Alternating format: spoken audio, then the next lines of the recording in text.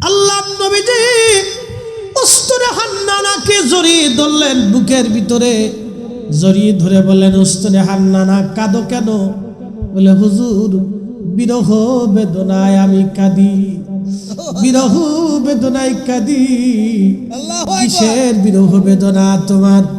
ইয়া রাসূলুল্লাহি, আপনি এতদিন আমার সাথে হেলান দিয়ে খুতবা দিতেন, আজকে নতুন মিম্বর আনা হয়েছে, ওই মিম্বরে দাঁড়িয়ে খুতবা দিচ্ছেন। আমি উস্তুনে হান্নানা বুঝতে পেরেছি, কোনদিন আপনি আর আমার সাথে হেলান দেবেন না। এই বিরহ বেদনায় আমি কাঁদি, এই বিরহ বেদনায় আমি কাঁদি। দেখেন, বিরহ বেদনার কান্না কখনো মানুষের যায় না। সন্তান যদি মারা যায়, মা বিরহ বেদনায় কাঁদতে থাকে, মার কান্না কোনোদিন শেষ হয় না, বাবার কান্নাটাও কোনোদিন শেষ হয় না। সন্তান যদি আগে মারা যায়, বাবা মার বিরহ বেদনার কান্না কোনোদিন শেষ হয় না। বাবা বৃদ্ধ হয়ে গেল, সন্তানের বিরহে পড়ে বাবা কাঁদে। হযরতে ইউসুফ যখন হারিয়ে গেল, হযরতে ইউসুফের ভাইরা যখন কুয়ার মধ্যে তারে ফেলে দিল, বিরহ বেদনায় কেঁদে কেঁদে কেঁদে কেঁদে হযরত সাইয়্যিদুনা ইয়াকুব আলাইহিস সালামের চোখের পানি পড়ে পড়ে চোখ অন্ধ হয়ে গেল। তোমার ওই নাম শুনিলাম, এই চোখে দেখলাম না, তোমার ওই নাম শুনিলাম, এই চোখে দেখলাম না। এই সুর যদি শুনে থাকো, একবার খাবে আসো না। এই সুর যদি শুনে থাকো, একবার দেখা দাও না। হে রাসূল, তোমায় ভালোবাসি,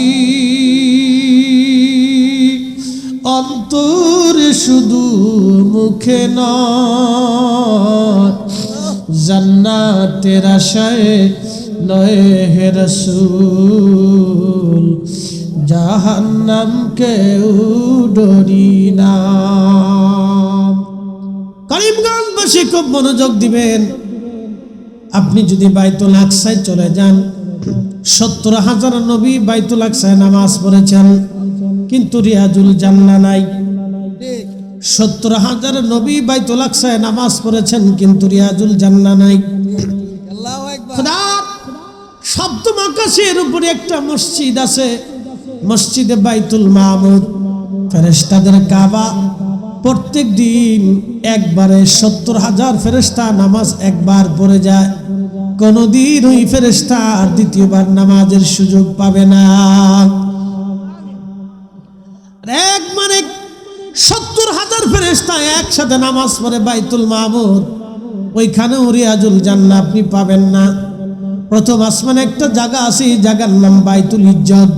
কোরআন শরীফ এইখানে আল্লাহ রেখে তারপরে পর্যায়ক্রমে ২২ বছরে ২৩ বছরে ২২,০০০ বার জিব্রাইলের আগমনে ১১৪টি সূরার বিন্যাসী আর ৩০টা পারার বিভাগে আমার রব আল্লাহ কোরআন শরীফ তার নবীর কলব মুবারকে নাজিল করেছে।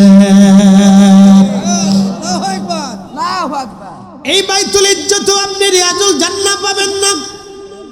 ২,২৪,০০০ নবী এবং রাসূল বাইতুল্লাহ শরীফে নামাজ পড়েছেন, ওখানেও রিয়াজুল জান্নাহ ঘোষণা করা হলো না বন্ধু। কিন্তু একটা জায়গা আল্লাহ রিয়াজুল জান্নাহ বানিয়ে দিলেন, আমার নবীজির হুজরা মোবারক থেকে মিম্বার শরীফ পর্যন্ত। প্রশ্ন করবেন ফরিদে হুজুর, মিম্বার শরীফ থেকে হুজরা শরীফ পর্যন্ত আল্লাহ কেন রিয়াজুল জান্নাহ বানাইলেন? কোন কারণে বানাইলেন? আল্লাহ কোন কারণে রিয়াজুল জান্নাহ বানাইলেন? আমাদের নবী হুজরা শরীফ থেকে মিম্বার শরীফ থেকে হুজরা শরীফে যেতেন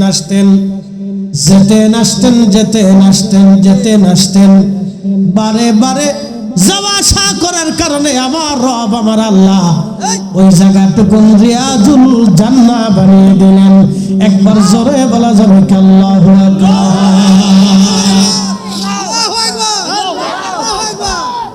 তোমার ওই নাম শুনিলাম এই চোখে দেখলাম না, তোমার ওই নাম শুনিলাম এই চোখে দেখলাম না, এই সুর যদি শুনে থাকো একবার দেখা দাও না, এই সুর যদি শুনে থাকো একবার দেখা দাও না। হে রাসূল তোমায় ভালোবাসি অন্তরে শুধু মুখে নয়, জান্নাতের আশায় নয় হে রাসূল জাহান্নাম কেউ ডরি না, জাহান্নাম কেউ ডরি না।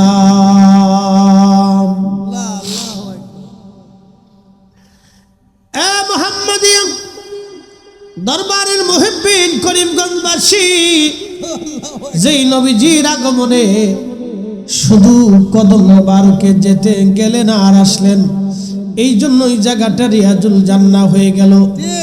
যদি কোনোদিন মদিনাতে যান ওই জায়গায় যদি নামাজ পড়েন তাহলে বুঝবেন খোদার বেহেশতের ভিতরে আপনি নামাজ পড়ে এসেছেন, কারণ ওই জায়গাটা আমার নবীজির পবিত্র বাসস্থান জান্নাতুল ফিরদাউসের সাথে আমার আল্লাহ এই জায়গাটা সংযুক্ত করে দেবে। হ্যাঁ, চিৎকার মেরে বলেন আল্লাহু আকবার।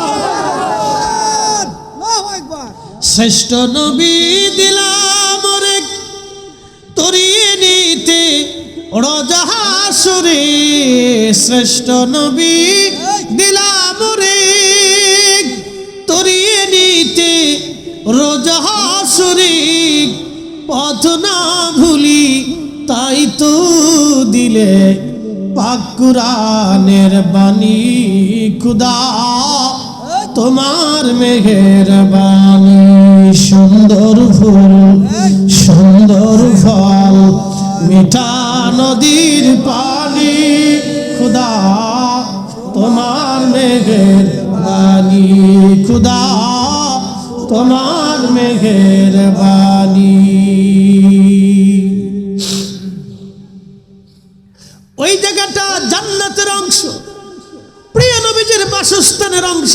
যদি কোনোদিন ওই রিয়াজুল জান্নায় বসে দুহাত বাড়াইতে পারেন, হাজিরিন ভাববেন আপনি খোদার জান্নাতে বসে বসে দোয়া করেছেন।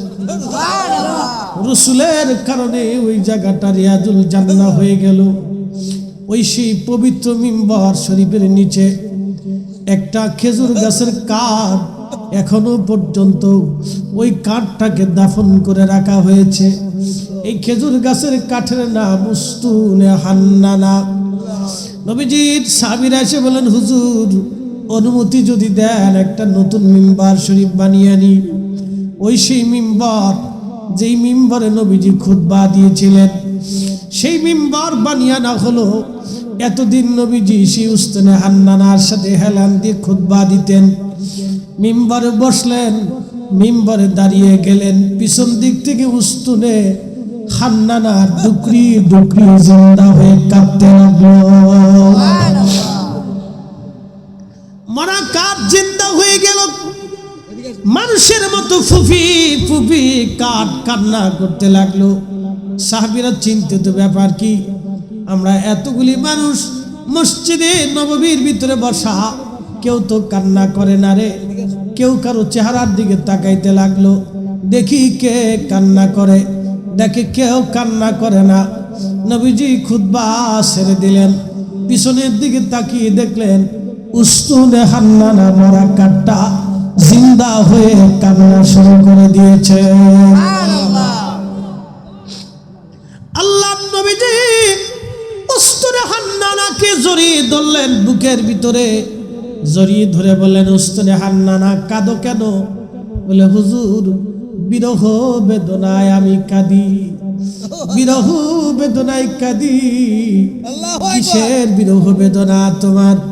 ইয়া রাসূলুল্লাহি, আপনি এতদিন আমার সাথে হেলান দিয়ে খুতবা দিতেন, আজকে নতুন মিম্বর আনা হয়েছে, ওই মিম্বরে দাঁড়িয়ে খুতবা দিচ্ছেন। আমি উস্তুনে হান্নানা বুঝতে পেরেছি, কোনদিন আপনি আর আমার সাথে হেলান দেবেন না। এই বিরহ বেদনায় আমি কাঁদি, এই বিরহ বেদনায় আমি কাঁদি। দেখেন, বিরহ বেদনার কান্না কখনো মানুষের যায় না। সন্তান যদি মারা যায়, মা বিরহ বেদনায় কাঁদতে থাকে, মার কান্না কোনোদিন শেষ হয় না, বাবার কান্নাটাও কোনোদিন শেষ হয় না। সন্তান যদি আগে মারা যায়, বাবা মার বিরহ বেদনার কান্না কোনোদিন শেষ হয় না। বাবা বৃদ্ধ হয়ে গেল, সন্তানের বিরহে পড়ে বাবা কাঁদে। হযরতে ইউসুফ যখন হারিয়ে গেল, হযরতে ইউসুফের ভাইরা যখন কুয়ার মধ্যে তারে ফেলে দিল, বিরহ বেদনায় কেঁদে কেঁদে কেঁদে কেঁদে হযরত সাইয়্যিদুনা ইয়াকুব আলাইহিস সালামের চোখের পানি পড়ে পড়ে চোখ অন্ধ হয়ে গেল। তোমার ওই নাম শুনিলাম, এই চোখে দেখলাম না, তোমার ওই নাম শুনিলাম, এই চোখে দেখলাম না। এই সুর যদি শুনে থাকো, একবার খাবে আসো না। এই সুর যদি শুনে থাকো,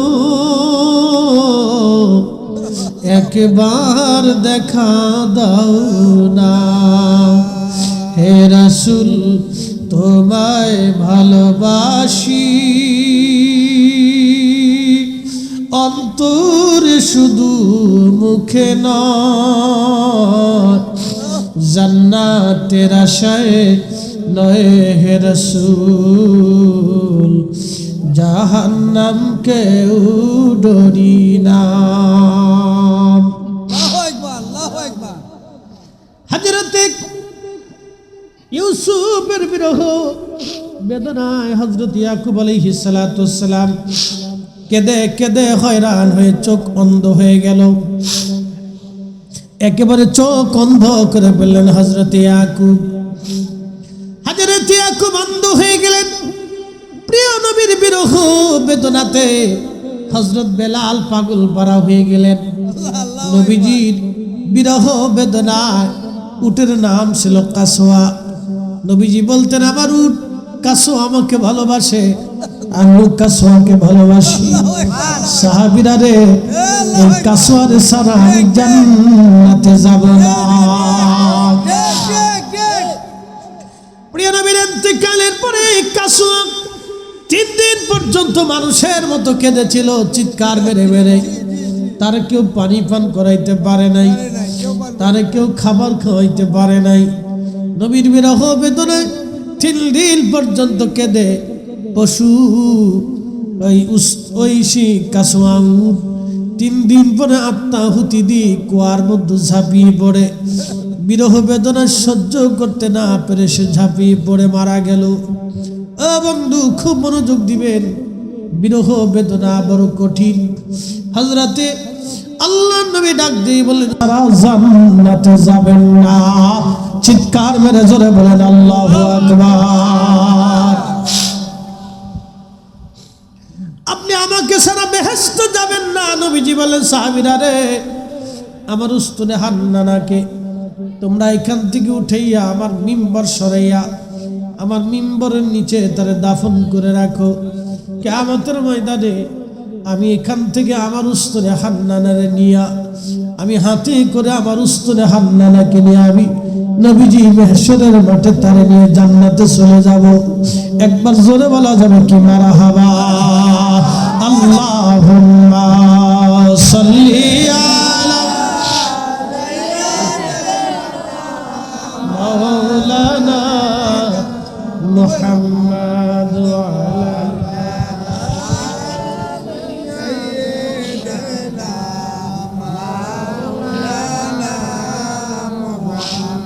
আল্লাহুম্মা সাল্লি আলা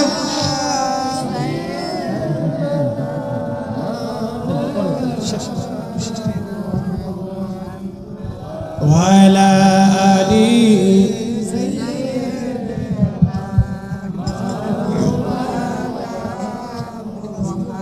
হয় না আরেকটু জবান খুলে আল্লাহুম্মা সাল্লি আলা মাওলানা মুহাম্মদ ওয়া আলা আলি সাইয়্যিদিনা।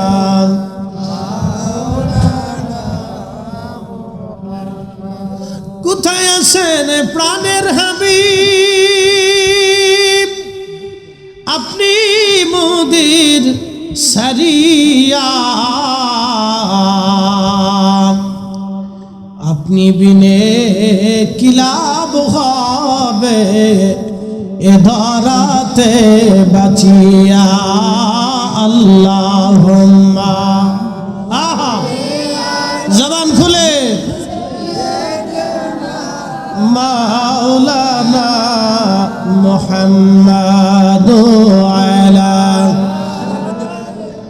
সাইয়্যিদিনা মাওলানা।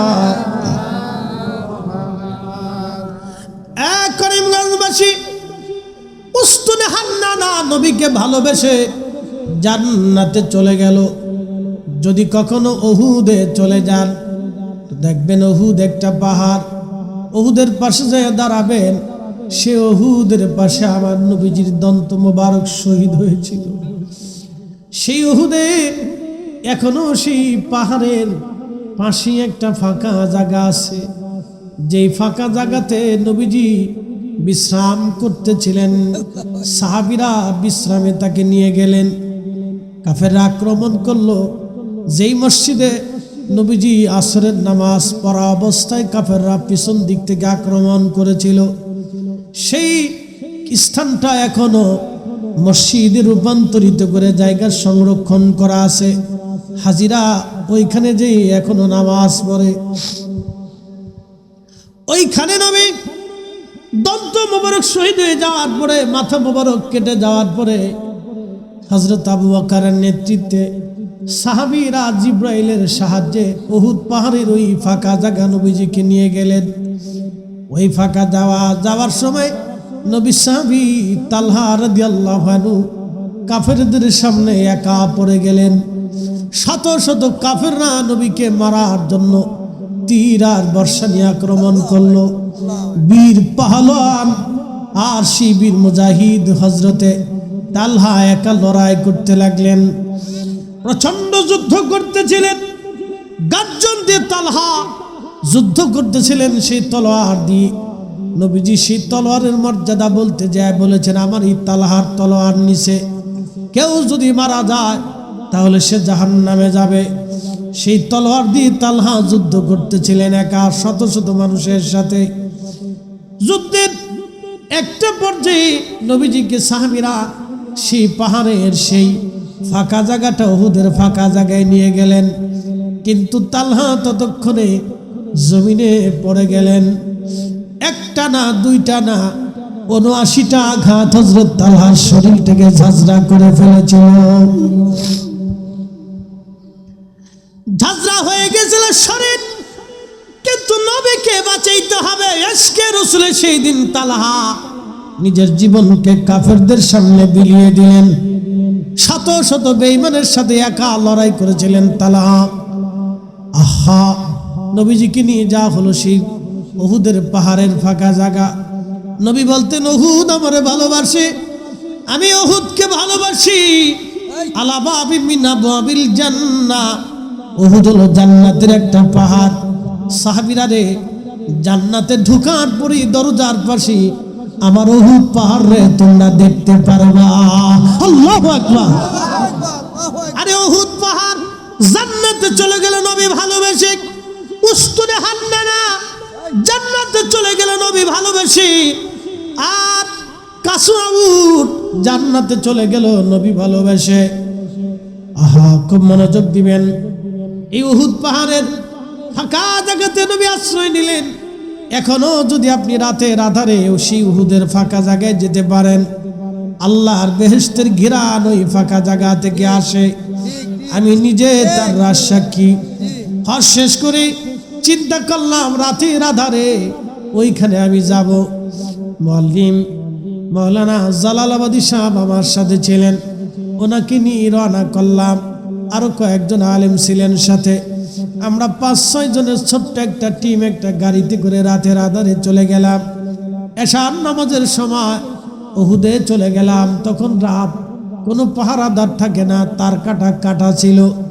ভিতর দিয়ে ঢুকে উহুদের সেই ফাঁকা জায়গায় চলে গেলাম। খোদার কসম, এই মাহফিল সাক্ষী, যে রবের হাতে আমার জীবন, যে রব সূর্য উঠায় আবার সূর্য ডুবায়, যিনি আকাশ থেকে বাড়ি বর্ষণ করে জমিনকে সজীব বানায় দেয়, যিনি জমিনে কোটি কোটি মন পানি দিয়ে হাওড়ার বাওরকে ভরিয়ে দেয়, আবার এই পানিগুলি তিনি আবার সাগরে নিক্ষেপ করে নিয়ে চলে যায়, সেই মালিকের কসম করে বলি, উহুদের ওই ফাঁকা জায়গার কাছে যখন গেলাম, বাতাসে শুধু সুঘ্রাণ আসতে থাকে। পৃথিবীর কোন আতরে ঘেরান আপনি পাবেন না, ঘেরান আপনি পাবেন না। 1450 বছর পরে এখান থেকে এখনো বেহেশতের ঘেরান আসে। 1450 বছর পরে ওইখান থেকে এখনো জান্নাতের ঘেরান আসে। দীর্ঘ সময় আমরা ওইখানে বসে রইলাম, শুধু ঘেরান আর ঘেরান আসতে লাগলো। ওই জায়গাটা সিমেন্ট দিয়ে সৌদি সরকার লাগিয়ে দিয়েছে যেন ভিতরে কেউ যেতে না পারে, কিন্তু জানালার মধ্যে একটু ফাঁকা করে রেখে দেওয়া হয়েছে। ওই ফাঁকা জায়গা দিয়ে মাথা ঢুকাইয়া দেখি ওই যেইখানে নবীজি বিশ্রাম করেছেন, ওইখান থেকে আল্লাহর বেহেশতের ঘ্রাণ অটোমেটিক ভাবে বের হয়ে আসতেছে। এত সুন্দর সুঘ্রাণ পৃথিবীর কোন আতরে আপনি পাবেন না। একই ঘ্রাণ আপনি আরেকটা জায়গা পাবেন, সেটা হচ্ছে ওই বাইতুল আকসা মসজিদে, যেই পাথরের উপরে নবীজি কদম মোবারক রেখে বোরাকে সাওয়ার হয়েছিলেন। সেই পাথরে নবীজির কদম মোবারকের দাগ এখনো আছে। যদি আপনি মক্কায় যান, মাকাম ইব্রাহিম, দেখবেন কাঁচ দিয়ে সুন্দর করে কাঁচ দিয়ে, এই কাঁচ দিয়ে ঘিরে হযরত সাইয়েদনা ইব্রাহিম আলাইহিস সালাতু ওয়াস সালাম যে পাথরের উপরে কদম রেখেছিলেন, ওই পাথরের উপরে ইব্রাহিম আলাইহিস সালামের পায়ের দাগ বসে গেছে। হাজার হাজার বছর পরে এখনো সেই মাকাম ইব্রাহিম আছে, সেই পাথরখানা আছে, সাইয়েদনা ইব্রাহিমের পায়ের দাগ এখনো আছে। আর সেই প্রিয় নবীর কদম মুবারকের পাথরের দাগ এখনো বাইতুল আকসা সেই পাথরে আছে। কিন্তু আশ্চর্য, ওই পাথর থেকে এখনো আল্লাহর বেহেশতের ঘ্রাণ আসতেছে। আতর দেওয়া লাগে না, সুঘ্রাণ লাগানো লাগে না। উহুদের পাহাড়ে কেউ আতর লাগায় আসে না, কেউ সুঘ্রাণ লাগায় না, কিন্তু অটোমেটিক রাতের আধারে সুঘ্রাণ আসতে থাকে। বাতাসে বাতাসে সুঘ্রাণ ভেসে ভেসে যায়। জোরে বলা যাবে কি আল্লাহু আকবার। এখনো নবীর মুজিজা আছে, নবীর মুজিজা এখনো জিন্দা, এখনো জিন্দা। করিমগঞ্জবাসী, যদি কখনো উহুদের পাশে যান, আপনি উহুদ পাহাড়ের দিকে তাকায় দেখবেন আল্লাহর বেহেশতের একটা পাহাড়। একসাথে বলবেন আল্লাহু আকবার। আল্লাহর জান্নাতের একটা পাহাড়, জান্নাতের পাহাড়। আর একটা পাহাড় আপনি পাবেন জাবাল আইর, মসজিদে জুল হুলাইফা, মসজিদে জুল হুলাইফা। যদি কখনো মদিনাতে আপনাদের বিমান নামে, সবার আগে যদি মদিনায় যান, তাহলে ওই জুল হুলাইফা মসজিদ থেকে আপনাকে হেরাম বাঁধতে হবে। আর আগে যদি মক্কায় যান, তাহলে বাংলাদেশের এয়ারপোর্ট থেকে আপনাকে হেরাম বাঁধতে হবে। মনোযোগ দেন, আপনারা ভালো করে শুনে যান। ওই জুল হুলাইফা মসজিদের বাম পাশে একটা পাহাড় আছে, পাহাড়ের নাম জাবাল আইর। কিন্তু এই পাহাড়ের আর একটা নাম আছে জাবালে নার, জাহান্নামের পাহাড়। প্রশ্ন রাখবেন ফরিদি হুজুর, এই পাহাড় থেকে কেন জাহান্নামের পাহাড় বলা হয়? এই জাহান্নামের পাহাড় কেন জানেননি? নবীজি হিজরতের রাত্রে নবীজি জাবাল আবু কুবাইস পাহাড়ের পাশে নবীজির বাড়ি। ওখান থেকে হেঁটে কাবা শরীফের নিচ দিয়ে আল্লাহর নবী হেঁটে জাবালে ওমর, জাবালে আবু বকরে আসছিলেন। যদি কোনোদিন মক্কায় যান, সেই হিজরতের গেট এখন আছে, যে হিজরতের গেট, যেই দরজা দিয়ে নবীজি রাতের আধারে মক্কার পাশ দিয়ে গিয়েছিলেন, সেই দরজাটা এখনো মক্কা শরীফে লিখে দেওয়া হয়েছে। খুব মনোযোগ দেবেন। সেই জাবালে আবু বকর থেকে নবীজি রওনা দিয়ে আবু বকরকে নিয়ে চলে গেলেন জাবালে সৌর পর্বত। জাবালে সৌরের পাশে একটা পাহাড় আছে, এই পাহাড়ের নাম জাবালে সাবির। শোনেন, আমি ওয়াজ করতেছি না, আপনাদেরকে একবার বাস্তব আঙ্গুল দিয়ে দেখাচ্ছি। যদি কোনোদিন যান জাবালে সাবির, এই জাবালে সাবিরে নবীজি সবার আগে উঠলেন। জাবালে সাবির পাহাড় নবীকে ডাক দে বলেন, ইয়া রাসূলুল্লাহি, আমার ভিতরে কোনো গুহা নাই। নবীজি জাবালে সৌরের ভিতরে গুহা আছে। ইয়া রাসূলুল্লাহি, আমার উপরে যদি কালকে কাফেররা আপনাকে আহত করে, কিয়ামতের ময়দানে আমি পাহাড় আল্লাহর দরজায় কি জবাব দেব? একবার জোরে বলবেন কি মারহাবা। বুঝেন তো, একটা পাহাড় পর্যন্ত আল্লাহকে ভয় পায় নবীজির ইজ্জতের ব্যাপারে, নবীর সম্মানের ব্যাপারে। আর একটা পাহাড় পর্যন্ত আল্লাহকে ভয় পায়। আর এ জাতির উম্মত উলামা, আমি তো তাদেরকে আলেম বলি না, যারা নবীর ভুল ধরতে চায়, নবীর খাতা যারা খুঁজে পায়, যারা নবীর ভুলের কিতাব লিখতে চায়, ওরা হলো এই জমিনের নিকৃষ্ট মানুষ। কথা বলেন ঠিক কিনা? ওরা শুয়োর আর কুত্তার সেই তো খারাপ। মানে আপনি মানলে মানেন, না মানলে না মানেন, ওটা আপনার ইচ্ছা। জালেম না, ও কুত্তার সেই খারাপ। ওই যে কুত্তা দেখতেছে, ওর সেই তো খারাপ। ওই মিয়া, কোনো কাফের রসুলের ভুল ধরে না। পৃথিবীতে বহু খ্রিস্টান আছে, 600 কোটি বিধর্মী আছে পৃথিবীতে বর্তমান রানিং 600 কোটি বিধর্মী আছে। ওরাও নবীর ভুল ধরতে যায় না, ওরাও রসুলের ভুল ধরে। বুঝতে পারছেন? মুসলমান হইয়া রসুলের সুন্নতি লাগাইয়া যারা রসুলের ভুল ধরতে চায়, ওদের মতো নিকৃষ্ট জীব পৃথিবীতে আর কেউ হতে পারে আমার জানা নেই। ও নিকৃষ্ট, আপনি মানলেও নিকৃষ্ট, না মানলেও নিকৃষ্ট। আমি তার কুত্তার সেইতেও নিকৃষ্ট মনে করি। উম্মত রসুলের ভুল ধরতে পারে না। কি কথা কর না, উম্মত নবীর ভুল ধরতে পারে না। কি আশ্চর্য কথা! লা হাওলা ওয়ালা কুওয়াতা ইল্লা বিল্লাহ।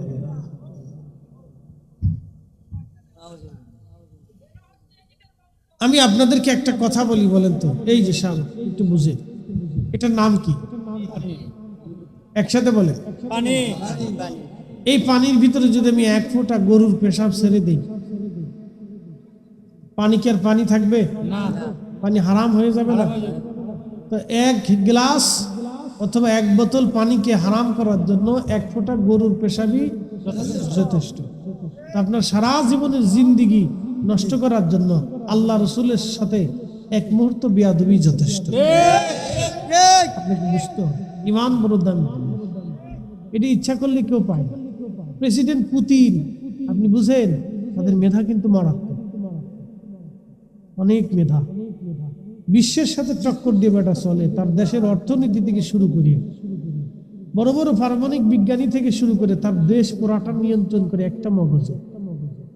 প্রেসিডেন্ট ট্রাম্প পাগল ছাগল যাই কর, কিন্তু মেধা আছে। ওই যে আমাদের ভারতের রাষ্ট্রপ্রধান নরেন্দ্র মোদী আমি একদিন দেখি এক ল্যাংটা সাধু, ল্যাংটা বসে রয়েছে, অস্ত্রপাতি বাইর করে বসে রয়েছে, তার সামনে যায় সেজদাত করে দিয়েছে। আপনি আউজুবিল্লাহ বলেন আর নাউজুবিল্লাহ বলেন, সে ল্যাংটা সাধুর সামনে সেজদাত করে রয়েছে, তার অর্থ বুঝেন আপনি, আমি বুঝাই আপনাকে। তারা তাদের ধর্মগুরুদেরকে প্রচুর পরিমাণে সম্মান করলে একটা দেশের প্রধানমন্ত্রী, বোঝেন বাংলাদেশের কয়টা দেশের সমান হবে?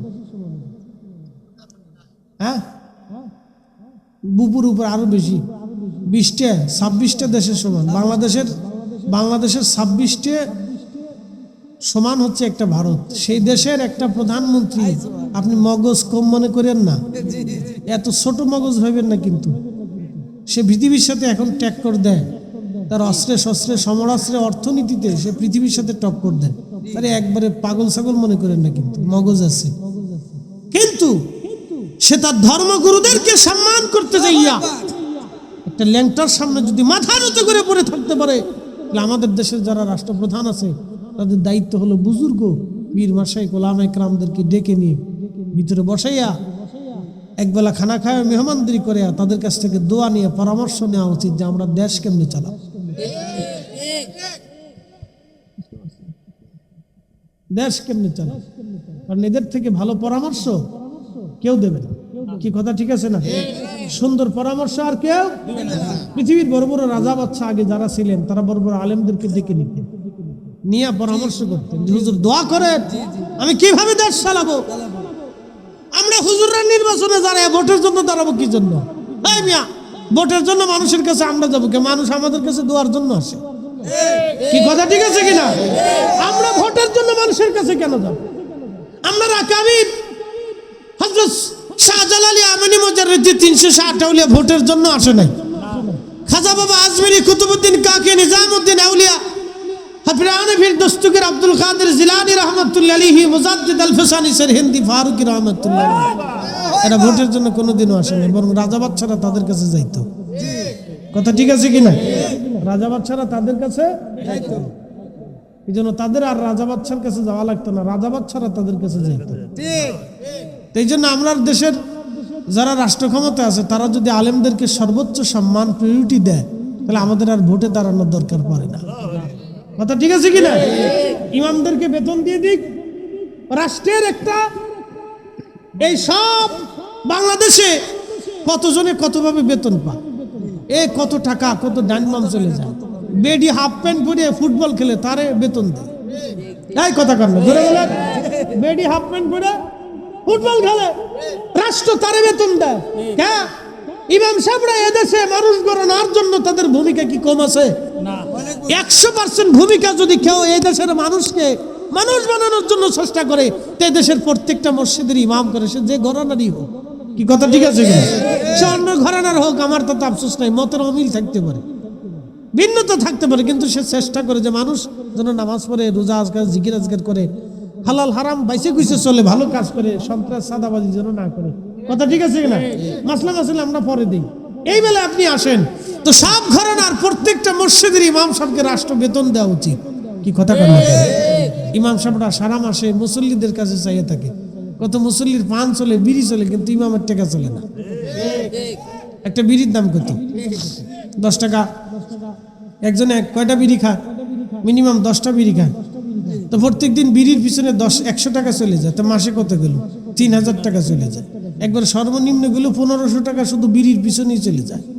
তো 1500 টাকা যদি বিড়ির পিছনে চলে যায়, মসজিদের ইমাম সাহেবের জন্য কি 200 টাকা হয় না? হয়, কিন্তু দেবে না, 6 মাস বাকি। ক্যাশিয়ারের জুতা শেষ হয়ে যায়, জানও শেষ হয়ে যায়। 1 বছর পরে রমজান আসতেছে, ঈদের আগে কিছু দিয়ে কবে যে আর পারলাম না, মাফ করে দিয়ে। আপনি দুনিয়াতে মাফ চাইলেন, কিন্তু কিয়ামতের ময়দানে কার কাছে মাফ চাইলেন? সেদিন ইমাম সাহেবের কাছে ঘুরতে হবে, ইমাম সাহেব হুজুর মাফ করে দেন। ইমাম সাহেব হুজুর কবে যে আইসি গেট আউট, চলে যান, আজকে আর সুযোগ টুযোগ নাই। বিপদ আছে। আমরা ভোটের জন্য দাঁড়াবো, ভোটের পিছনে আমরা দৌড়কে, ভোট আমাদের পিছনে দৌড়াবো। কথা ঠিক আছে? এই সম্মানের পিছনে কি আমরা দৌড়াই না? সম্মান আলেমদের পিছনে দৌড়াই। কি কথা ঠিক আছে না? সম্মান কাদের পিছনে দৌড়ায়? আলেমদের পিছনে দৌড়ায়। আমরা কি রিজিকের পিছনে দৌড়াই? রিজিক আলেমদের পিছনে দৌড়ায়। একসাথে কেন আল্লাহু আকবার। রিজিক আলেমদের পিছনে দৌড়ায়, রিজিক আলেমদের পিছনে দৌড়ায়, সম্মান আলেমদের পিছনে দৌড়ায়। আমরা সম্মানের পিছনে দৌড়াইতে যাই। একটু রাষ্ট্রের ক্ষমতার জন্য ওনার কাছে যে বাবা চাচা খালু ফুফা আব্বা একটা ভোট দিয়ে দয়া করে দিয়ে যাতা, অত তেল মালিশ করতে হবে কেন? কি কথা ঠিক আছে না ভাই? রাষ্ট্রের সর্বোচ্চ সম্মানের অধিকারী হচ্ছে আলেমরা, পীর মাশায়েখরা। একসাথে কেন আল্লাহু আকবার। রাষ্ট্র তাদেরকে আলাদা নিয়ে বসাইয়া তারপরে রাষ্ট্রের দায়িত্ব যারা আছে তারা বলবে আমরা কিভাবে দেশ চালাবো, আপনারা পরামর্শ দেন, দোয়া করেন। কথা ঠিক আছে কিনা? মালয়েশিয়াতে চলে যান, আমার দিকে তাকান। যদি মিথ্যা হয় তাহলে প্রবাসী যারা আছে তাদেরকে জিজ্ঞেস করে। মালয়েশিয়ার কোনো পুলিশ যদি কোনো এলাকা বিচার সালিশ করতে চায় বা কোনো আসামি ধরতে চায়, তাহলে ওই এলাকার যারা হাজি আছে তাদেরকে ডাকে। তাদের বিশ্বাস অনুযায়ী হাজিরা মিথ্যা কথা বলে না। আর আমাদের দেশে না, হাজি সুদী হাজি, ঘুষি হাজি, আরেকজনের টাকা মাইরে দেওয়া হাজি। কথা কর না, টাকা মাইরে দিয়ে তারপর হাজি গেছে, পুরে হাজির হাজি। এই হাজি শয়তানরা যখন পাথর মারে, শয়তান হাসে, দোস্ত তুই আমারে পাথর মারতে আইছিস, দোস্ত আমার, তুই আমার দলের লোক, দোস্ত।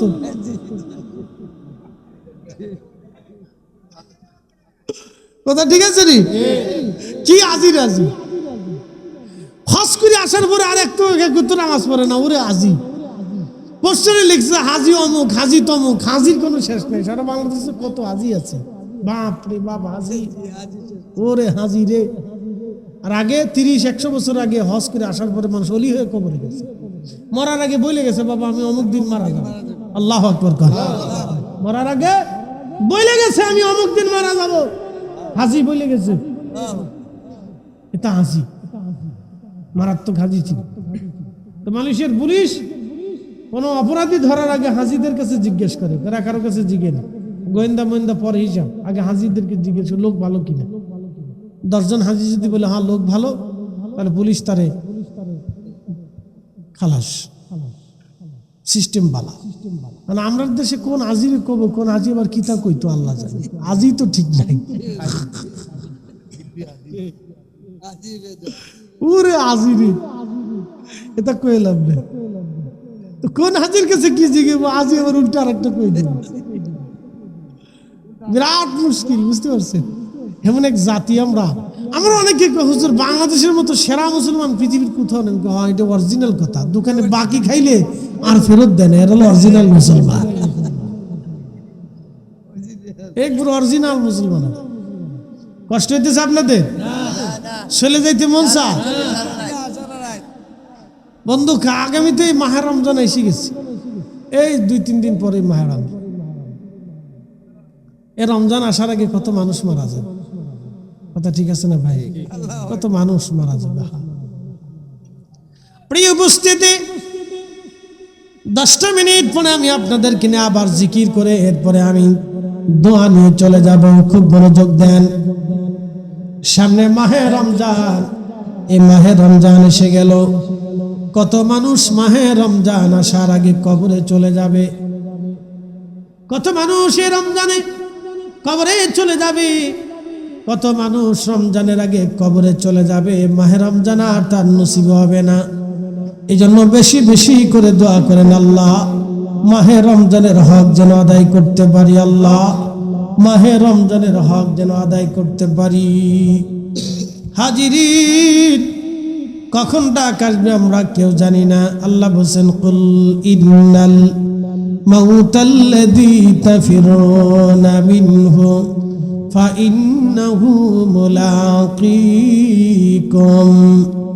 হুজুর আপনি বলে দেন মৃত্যু থেকে মানুষ পালায় পালায়, আপনি বলে দেন মরণ থেকে পালানোর কোনো সুযোগ নাই, মৃত্যু তার সাথে মোলাকাত করবে। ও আদম রে,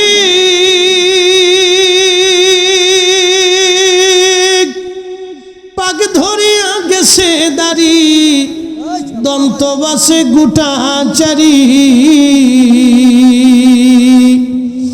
সমন জারি গিয়াছে করিয়ারে সোনার আদম। জিন্দেগি তোর যায় ফাঁকি দিয়া,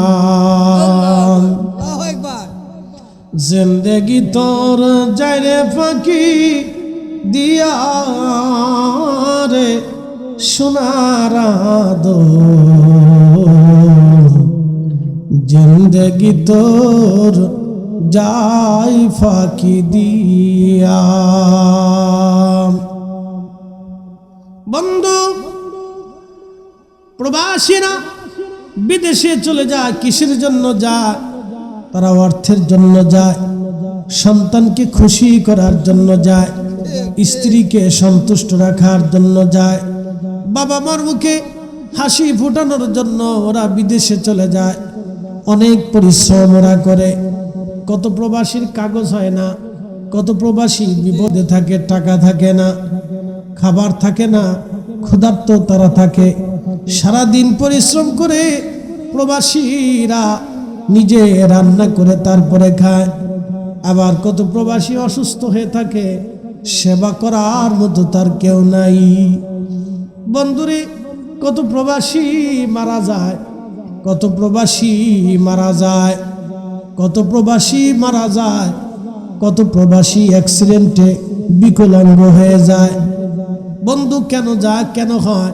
এটা তাকদীর, এটা ভাগ্য, এটা আল্লাহ ওই জমিনে তার জন্য বিপদ রেখেছিল বিদায় সে ওইখানেই যেই বিপদগ্রস্ত হয়ে যায়। ভাই আমার, খুব মনোযোগ দিবেন। কত প্রবাসী কঠিন কঠিন কাজ করে আমি নিজে দেখেছি ভাই। কেন কাজ করে?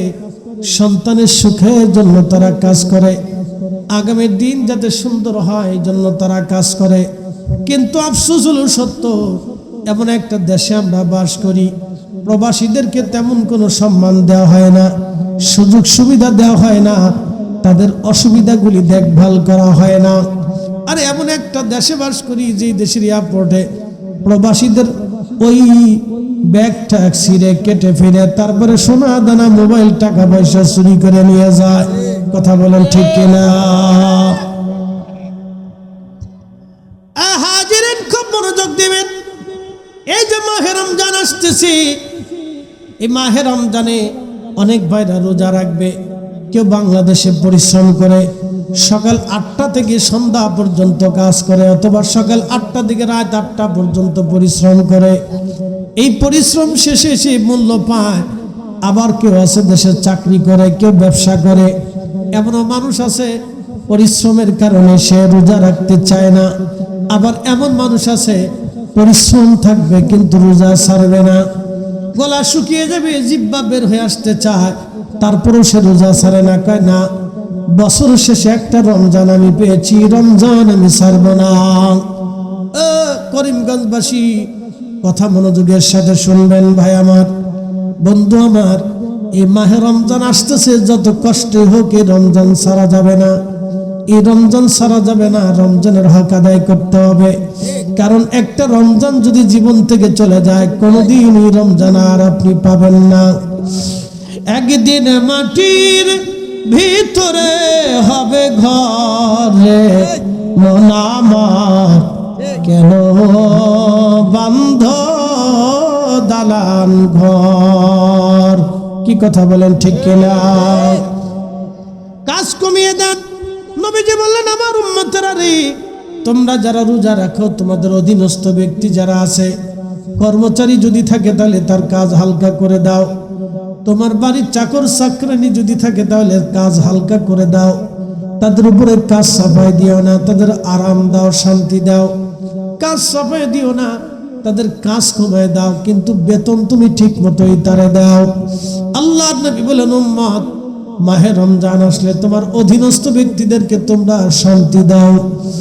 আল্লাহ রাসূল বললেন, তোমরা রমজান মাস আসলে রোজাদারকে ইফতার করাও। সাহাবী বলেন, ইয়া রাসূলুল্লাহ, ইফতার করানোর মতো কেমন কোনো খাদ্য অনেকের সামর্থ্য নাই। নবী বললেন, যদি পারো এক পেয়ালা দুধ দিয়ে ইফতার করাও। সাহাবী বললেন, হুজুর, দুধ দিয়ে ইফতার করানোর মতো সামর্থ্য অনেক সাহাবীর নাই। নবীজি বললেন, তাহলে একটা খেজুর দিয়ে ইফতার করাও। সাহাবী বলেন, হুজুর, একটা খেজুর দিয়ে ইফতার করাবে এমন সামর্থ্য অনেক সাহাবীর নাই। নবী বললেন, সাহাবীর এইভাবে যদি আপনি 100 মানুষ ইফতার করেন 100 রোজার সওয়াব হবে। যদি 5000 মানুষ ইফতার করেন 5000 রোজার সওয়াব হবে। কিন্তু টাকা থাকতে হবে হালাল, ইফতার থাকতে হবে হালাল। হালাল রুটি রুচি দিয়ে যদি আপনি 1000 মানুষ ইফতার করান তাহলে 1000 রোজার সওয়াব হবে। আপনি যদি 60 বছর দুনিয়াতে বেঁচেন তাহলে 3 সপ্তাহে 70 বছর যদি দুনিয়াতে বাঁচেন তাহলে আপনি 70 বছরে যদি রোজা রাখেন তাহলে 3 সপ্তাহে 2100 রোজা আপনি সারা জীবনে রাখতে পারবেন। এর বেশি রোজা রাখার সুযোগ নাই। কিন্তু একই রমজানে একদিনে যদি আপনি 2100 রোজাদারকে খাওয়ান তাহলে 2100 রোজার সওয়াব আপনার আমলনামায় আসবে একদিনে। আল্লাহর নবী বলেন, উম্মতকে যদি রোজাদারকে তুমি পেট ভরে ইফতার করাইতে পারো, তৃপ্তির সাথে খাওয়াইতে পারো, তাহলে শোনো আমি নবী ওয়াদা করলাম কিয়ামতের ময়দানে তোমার হাউজে কাউসারের পানি পান করাইয়া আমি তোমার কলিজা ঠান্ডা বানাইয়া তোমার তৃপ্তি দিয়ে জান্নাতে পাঠাবো। একসাথে বলেন আল্লাহু আকবার। এইজন্য ইফতার করাবেন, মানুষকে খাওয়াবেন। আচ্ছা, আপনাদেরকে প্রশ্ন করি, জবাব দিবেন। ইফতার করানো কি ফরজ? জোরে বলেন। ইফতার করানো ফরজ না, ইফতার করানো হচ্ছে নফল, সুন্নত বা সুন্নতে জায়েদা, তো সুন্নতে মুআক্কাদা না যে আপনারা করাইতেই হবে এরকম না। সুন্নতে জায়েদা, মুস্তাহাব, অথবা এটাকে বলা হয় নওয়াফিল, অতিরিক্ত। খুশি মনে করলেও করতে পারে, নাও করলে করতে পারে। এই আর নওয়াফিল অতিরিক্ত ইবাদতরে আমরা অনেকেই বেদাত বানিয়ে ফেলছি। এই নফলটাই বেদাত বানাইছি। দোয়া নফল, দোয়া কি নফল, কোরআন খতম নফল, অতিরিক্ত নফল পড়েন এটা নফল। আপনি কোরআন খতম দেন, এরপরে আপনি বাড়িতে ইসালে সওয়াব দেন। মানুষ মারা গেলে প্রত্যেক বছরে একটু দোয়া খায়ের উলামা ইকরাম ডাকেন, তলবে ইলমদেরকে দিয়ে কোরআন খতম দিয়ে দোয়া করেন, এটা নওয়াফিল অতিরিক্ত। এটারে বানাইছে বেদাত। আর নওয়াফিল অতিরিক্ত রে বানাইছে বেদাত। আপনারা আরো একটু ভালো করে বুঝেন।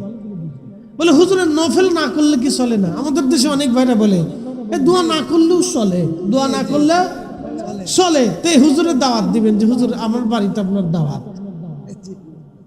দাওয়াত দিয়ে নিয়ে সুন্দর করে ভালো করে ভাত রান্না করিয়া এরপরে কদ্দুর মরিচ, কদ্দুর পিঁয়াজ, কদ্দুর লবণ দিয়ে সামনে বসাই দিয়ে কবেন পানি এক গ্লাস দিয়ে হুজুর খান। হুজুর কবে ব্যাপার কি, তুমি আমার দাওয়াত দিলে কাঁচামরিচ দিয়ে, পেঁয়াজ দিয়ে, লবণ দিয়ে, ভাত দিয়ে থুয়ে গেলে তরকারি কো, তখন আপনি কবেন যে হুজুর তরকারি না হলেও চলে, কাঁচামরিচ পেঁয়াজ দিয়ে হলেও চলে, আপনি কাঁচামরিচ পেঁয়াজ দিয়ে খান, তরকারি না হলেও চলে। কি কথা কর না, তরকারি না হলেও চলে। হুজুর কি ব্যাপার এই কথা বলতেছেন কেন? আপনি বলছেন দোয়া না করলেও চলে, তো তরকারি না হলেও চলে। পাগল দেশে কত কোয়ালিটি হয়েছে ভাই। শোনেন, আপনাদেরকে আজকে একটা কথা বলেন, এই যে বরাত নাই, আগে মানুষ বরাতের রাত আসলে ঘন ঘটা করে, বরাত আসা মানে কি রমজান চলে আসে, বরাতটা আসে রমজানের সুসংবাদ নিয়ে, গ্রান নিয়ে আসে। বরাত আসলে মানুষ জানতো যে রমজান এসে গেছে, মানুষের হৃদয়ে হৃদয় হাওয়া দুলতো যে রমজান আসতেছে। কি কথা ঠিক আছে? আগে রোজার চাঁদ দেখে আমরা যে কি আনন্দ করছি, কথা ঠিক আছে নি? ছোটকালে আনন্দের কোনো কমতি ছিল না, পেটে খাবার ছিল না, কিন্তু আনন্দ ছিল, মানুষ কম খাইতো। এই মসজিদে শুধু খিচুড়ি দিয়ে ইফতার দিত, তারপরে একটা আনন্দ ছিল যে ইফতার আছে। কি কথা ঠিক আছে কিনা? রমজানের চাঁদ উঠলে মানুষ আনন্দিত হইতো, চাঁদ উঠছে, ঘরে ঘরে আনন্দ এসে যেত। রমজানের চাঁদ উঠলে কোন দিক দিয়ে উঠে তাও কইতে পারে না, মোবাইলের দিক চাই বসে থাকে। কথা ঠিক আছে না ভাই? মানুষের মনের আনন্দ শেষ করে ফেলছে। বরাত শুধু বরাত আসে না, বরাতটা আসে মূলত রমজানের সওগাত নিয়ে আসে।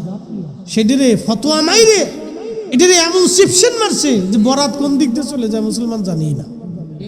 কথা ঠিক আছে কিনা? এই রাত্রি তালা মারিতে অনেক মসজিদ তো তালা মারে। এই শতান, খুদার ঘর তোকে তালা মারার অনুমতি দিছে কেনা? কি কথা ঠিক আছে কিনা? ঘরটা তো আল্লাহর, তোরে কে অনুমতি দিছে বিয়াদব? তুই আল্লাহর ঘর তালা মারিস কেন? বরাতের রাত্রে মসজিদে হারাম তালা মারে না, মসজিদে আকসা তালা হয় না, বাইতুল মামুরে আল্লাহর ফেরেশতাদের জন্য আল্লাহ তালা দেয় না।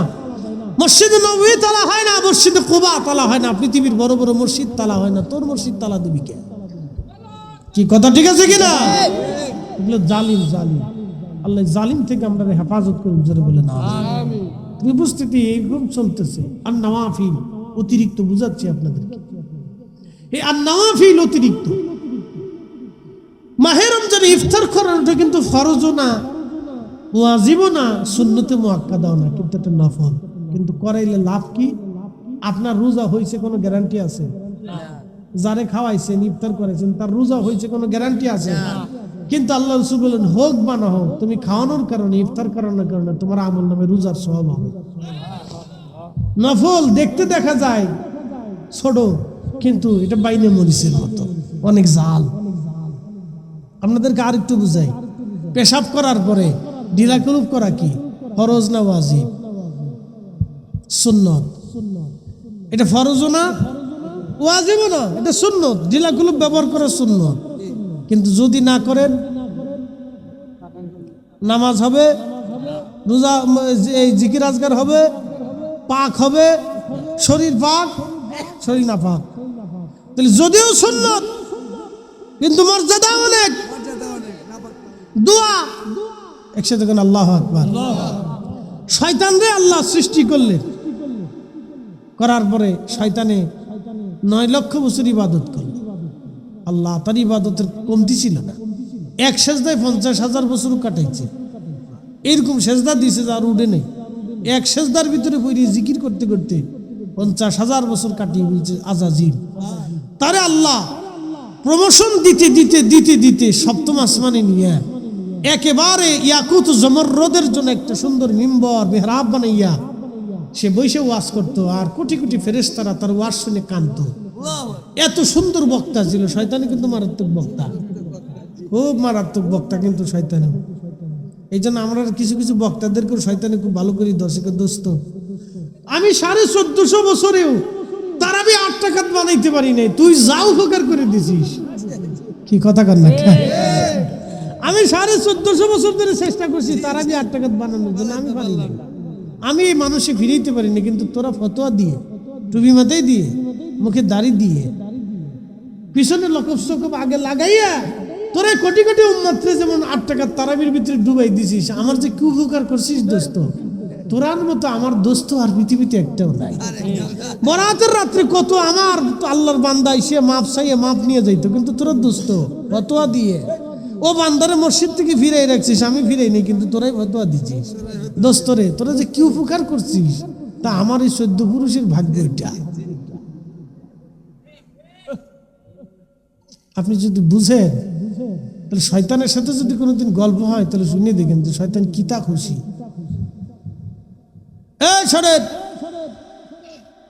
আর নওয়াফিল যদিও দেখা যায় এটা ফরজ না, কিন্তু দাম কত বুঝাই। শয়তান আল্লাহরে বলল, আল্লাহ তুমি তো কানা মিনাল কাফিরিন বলে আমার স্থায়ীভাবে তোমার দরজা থেকে তারাই দিলে, আমার কিছু দিবা না? তুই কি চাস? 3টে জিনিস দিবা। আল্লাহ কি কি চাস? দিবানি? দিমু। বল। আল্লাহরে ওয়াদা করাইছে, আল্লাহ তো জানো কি চাবে। 1 নম্বর কিয়ামত পর্যন্ত হায়াত দিবা, আল্লাহকে দিলাম। 2 নম্বর, তুমি আমারে তাম পৃথিবীর তসররুফ করবো, 1 সেকেন্ডে 1 মুহূর্তে শক্তি দিবা, দিলাম। মানুষের শিরার ভিতর দিয়ে যে রক্ত আছে না, আপনার রগের ভিতর দিয়ে শয়তান ঢুকে, মনে রেখেন। এর ভিতর দিয়ে ঢুকে আপনার কালবের এখানে বসে বসে শয়তান আপনার ধোঁকা দেয়। নামাজ পড়িস নে, রোজা রাখিস নে, জিকির করিস নে, হালাল হারাম বাসিস নে, ধোঁকা দিতে থাকে। আপনার ভয় দেখাবে, সাবধান, রোজা যদি রাখিস তাহলে টাকা পয়সা রুটি রুজি কমবে, বাচ্চা কাচ্চা নিয়ে সমস্যা, দরকার নাই, রোজা ছেড়ে দে। শয়তান আপনারা বুঝাবে, তুই কিন্তু মসজিদে যাইস না, এই 2 ওয়াক্ত নামাজ না বললে কিছু হয় না, বুঝছেন নি? এটা এখানে বসে বসে বুঝায়, তুই কিন্তু যাইস না, এইখানে বসে ধোঁকা দেয়। তো শয়তানকে আল্লাহ এখানে বসে ধোঁকা দেওয়ার সুযোগ দাও, তাও দিলাম। কি করবি? আল্লাহ তোর ইজ্জত জালালের কসম, মুসনাদ আহমদ, ইমাম আহমদ ইবনে হাম্বল হাদিস কানে লাগছে। শয়তানকে আল্লাহ তোর ইজ্জত জালালের কসম, আমি একটা বান্দারও গুনাহ ছাড়া রাখবো না, সবাইরে গুনাহ করাবো।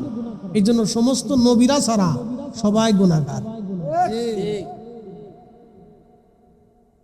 গুনাহ আসেনি? একসাথে বলেন আসেনি গুনাহ? যিনি ওয়াজ করতেছে তার আসেনি? যারা শুনতেছে তার আসেনি?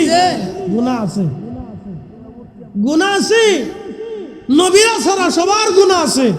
একসাথে কেন আল্লাহু আকবার। শুধু নবীরা মাসুম। নবীরা কি? তারা ভুলেও কোনো সময় গুনাহ করে নাই। তারা ভুলেও কোনো সময় গুনাহ করে নাই। নবীরা মাসুম। নবীরা ব্যতীত যারা আছে সব গুনার সাথে যুক্ত।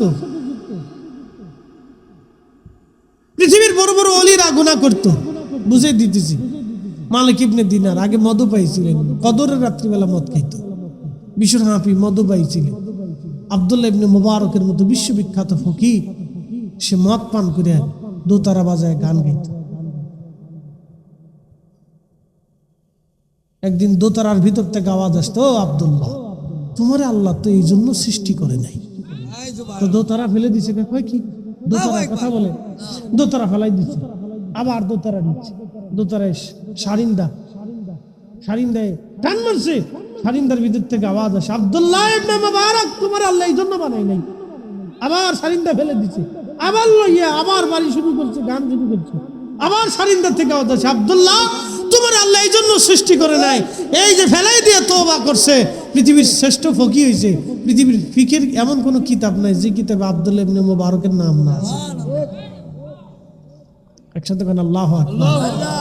তো পৃথিবীর সব ওলিরা গুনাহ করছিলেন, কিন্তু এখন তাদেরকে আল্লাহ মাহফুজ বানাই দিচ্ছেন। ওলিরা গুনাহ করছেন, কিন্তু আল্লাহ তাদেরকে আল্লাহর কাছে টাইনে নিয়া তাদেরকে আল্লাহ মাহফুজ বানাইয়া গুনাহ থেকে মুক্ত রাখে। একসাথে কেন আল্লাহু আকবার। কিন্তু নবীরা স্থায়ীভাবে মাসুম। এই জন্য শয়তান ডাক দেখে, আল্লাহ তোর ইজ্জত জালালের কসম, তোর সব কয়টা বান্দারে গুনাহ করাইয়া জাহান্নামে পাঠাবো। আল্লাহ তখন ধমক দেয়, বলে এই শয়তান, আমি আল্লাহর ইজ্জত জালালের কসম করে বলি, শোন, আমার বান্দাদেরকে তুই গুনাহ করাবি, কিন্তু বান্দা গুনাহ করার পরে আমার কাছে মাফ চাইতে দেরি হবে, আমি মাফ করতে দেরি করব না।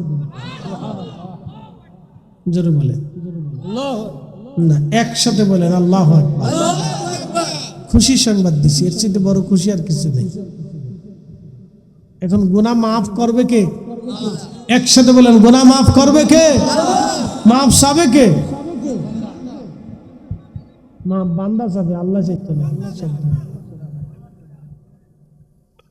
মাফ চাবে কে? বান্দা। মাফ করে কে? আল্লাহ। তো যে বেটা মুনাজাতি করলো না, মাফ চাইলো কোন সময়? মনে মনে কলা খালি কলা খাওয়া হয়, বুঝেন? এবার এই জন্য দোয়া যদিও বটে ফরজ না, কিন্তু ধাওয়া মানে পাগল ছাগল বলেটা কি? এই জন্য আল্লাহ কোরআনের এক আয়াতে স্পষ্ট ভাবে জানিয়ে দিয়েছে, আল্লাহু আকবার ওয়ালিল্লাহিল হামদু বিসমিল্লাহির রাহমানির রাহিম।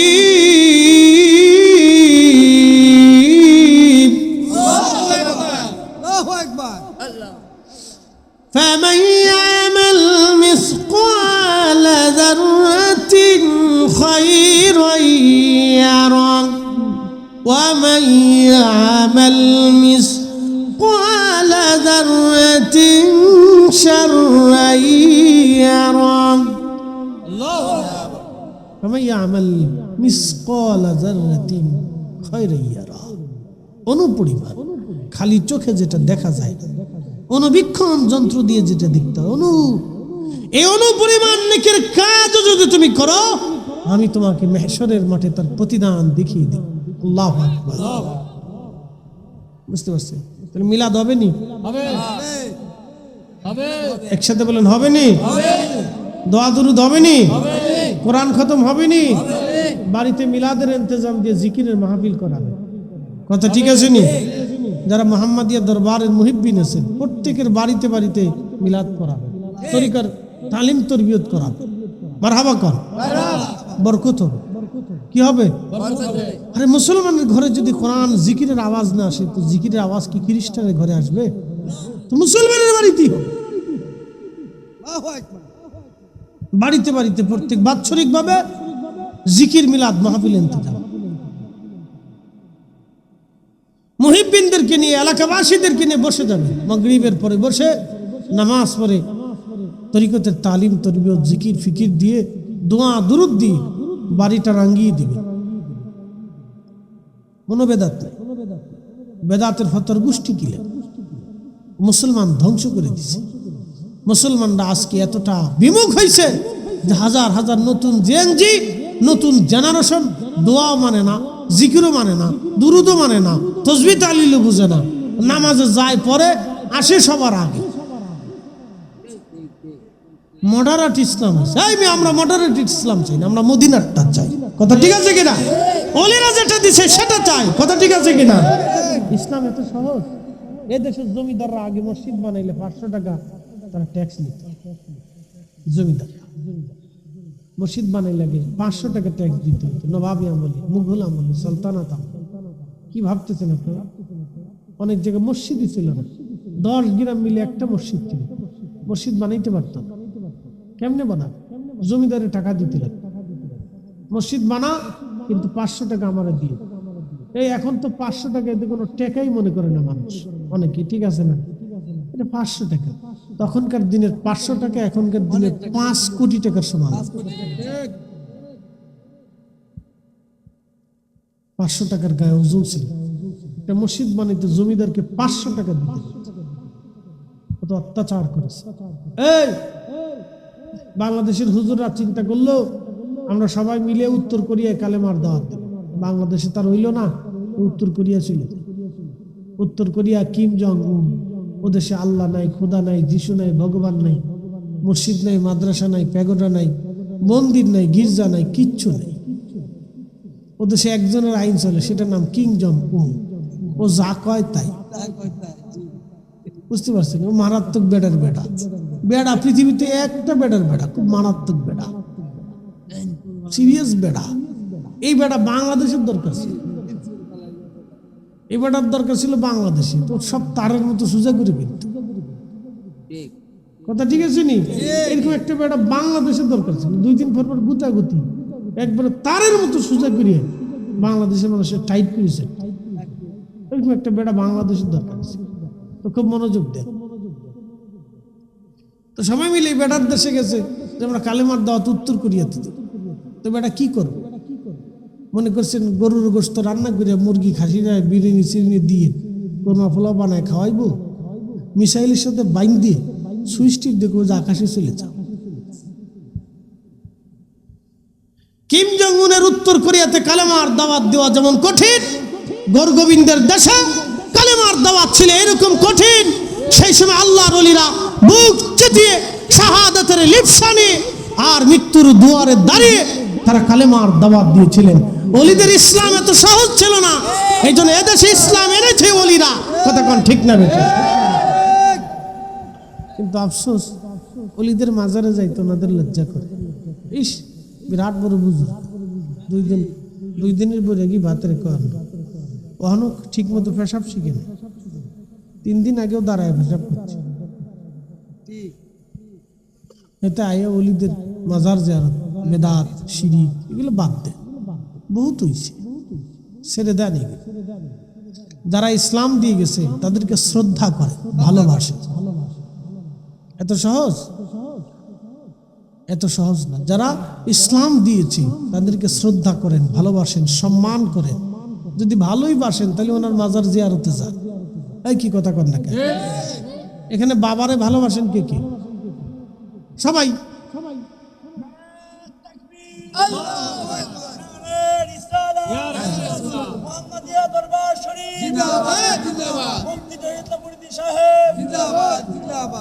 সবাই তো পিতা মাতারে ভালোবাসেন, বাসেন না ভাই? সবাই বাসেন। সবাই ভালোবাসেন বিদায় তো বাবা মার জন্য দোয়া খের করেন। কথা ঠিক আছে না? দিন শেষে একবার হলো ইমাম সাহেবের কাছে বলে, হুজুর আমার আব্বাটা মারা গেছে, দোয়া করে।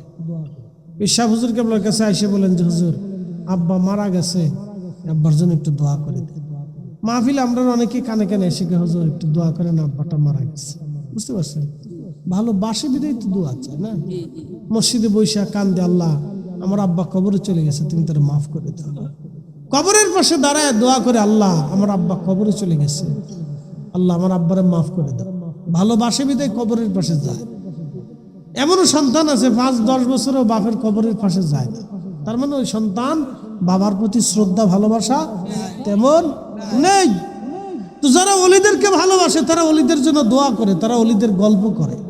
যারা ওলিদেরকে ভালোবাসে তারা ওলিদের পক্ষে থাকে। হ্যাঁ, কথা কন না?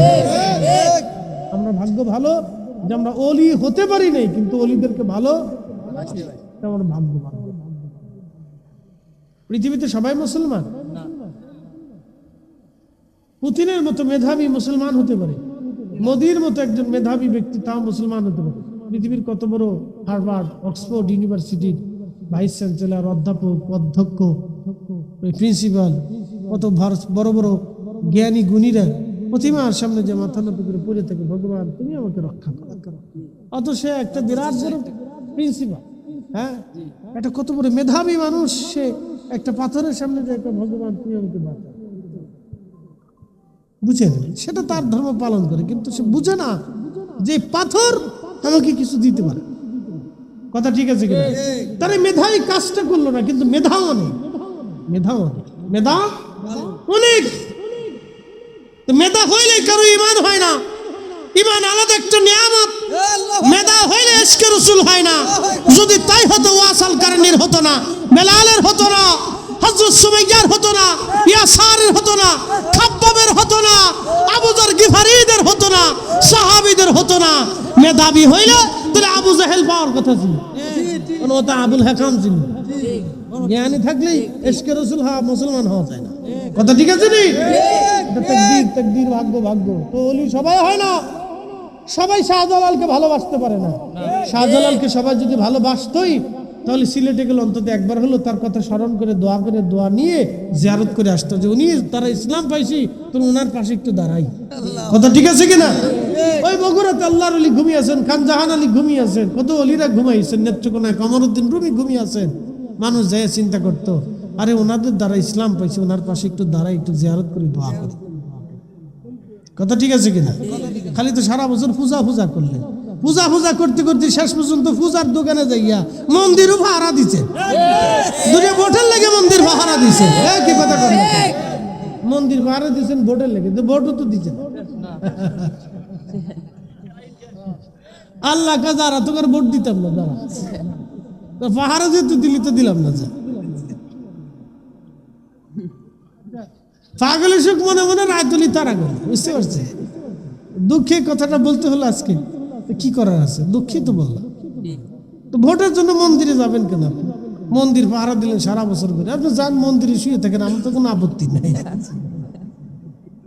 আমরা কোনো আপত্তি নেই। আপনি ওখানে শুয়ে থাকেন, খেতা কম্বল নিয়ে ওখানে যাই শুয়ে থাকেন, অসুবিধা, আমরা কোনো আপত্তি নেই। কিন্তু আপনি যখন কন যে আমরা মাজার পূজারি, আমরা পীর পূজারি, তখন আমরা কষ্ট লাগে। যেটা করি নাই সেটা দোষ না, আমরা তো অলিদেরকে ভালোবাসি। কথা ঠিক আছে কিনা? আমরা মাজার পূজারি না, আমরা মাজারের কাছে মহাব্বত করে তাদের জন্য দোয়া করি। দুই একজন ডান বাম ভাই থাকে, ওটা নিয়ে তো আর ধর্মের ব্যাখ্যা আসে। কথা ঠিক আছে না ভাই? দুই একটা তো আসে। মসজিদে কি সবাই নামাজে যায়? আমার জুমার মসজিদে 4-5 হাজার বছর লিয়ে প্রত্যেক জুমাতে জুতা চুরি, মোবাইলও চুরিয়া। একদিন আমার ইমাম সাহেব মাইকটা ধরে কেছে, চোর সাহেব, মিস্টার চোর সাহেব, আপনি যদি আবার মোবাইল চুরি করেন, আমার মুসল্লি যদি আপনারা ধরতে পারে তাহলে কিন্তু বাটাম চালান কায়দা মতো হবে। তা আমি হাসতেছি, হুজুর কি বললেন? হুজুর প্রত্যেক, আপনি তো নামাজ পড়াই চলে যান, আপনার কাছে তার কমপ্লেন দিতে পারে না। নামাজ শেষে জোহরে আসরে মাগরিবে এসে মানুষ দুঃখে আমার কাছে কমপ্লেন দেয়, প্রত্যেক জুমায় মোবাইল চুরি হয় না, জুতা চুরি হয়, কি জ্বালায়, চোর কোত্থেকে আসে? আমি এই যে ওয়াজ করি তাও চোর থামাইতে পারি না। তো মসজিদে তো সবাই নামাজের জন্য যায় না, কেউ চুরির জন্যও যায়। কথা ঠিক আছে নি? এই জন্য তো মসজিদের দোষ না। দোষ কি মসজিদের? মুতল্লির দোষ, ইমাম সাহেবের দোষ। তো মাজারে কেউ যায় সেজদা দিল, ওই বেটার দোষ, তা অন্য বেটার তো দোষ না, আপনার তো দোষ না, আপনারও দোষ দেন। কি পাগল কোথাকে! এই সমস্ত কিছু অসুস্থতা আছে, কেমনে বুঝাইতাম আমি নিজে বুঝি। আচ্ছা, মাদ্রাসায় কি সব সময় কি ভালো কাজ হয়? কিছু দুই একটা কি বিচ্ছিন্ন ঘটনা ঘটে না? ছেলে মেয়ে অকাম করে চলে গেছে, হয় না ভাই? চলে তো যায়। মাদ্রাসায় এখন দেখি কোন বুরকাওয়ালা বেডি টিকটক বানাচ্ছে, মানে লাশ। তা আমি চিন্তা করি, আরে সর্বনাশ, এই বুরকাওয়ালা বেডিরে শয়তানে কেমনে ধরলো? তুই যদি টিকটক বানাবি তো বোরকা বললি কেন? কেন বোরকারে তো মানুষ বিশ্বাস করে, কথা ঠিক আছে না? আমারে মানুষ ভালো বাসুক আর না বাসুক, আমার এই পোশাকে মানুষ কিন্তু 100% বিশ্বাস করে, অনেক বিশ্বাস করে যে পোশাক। আর আমি মালয়েশিয়ান ইমিগ্রেশনে দাঁড়াইছি, তাই আমি বললাম আই ইমাম আব্বা,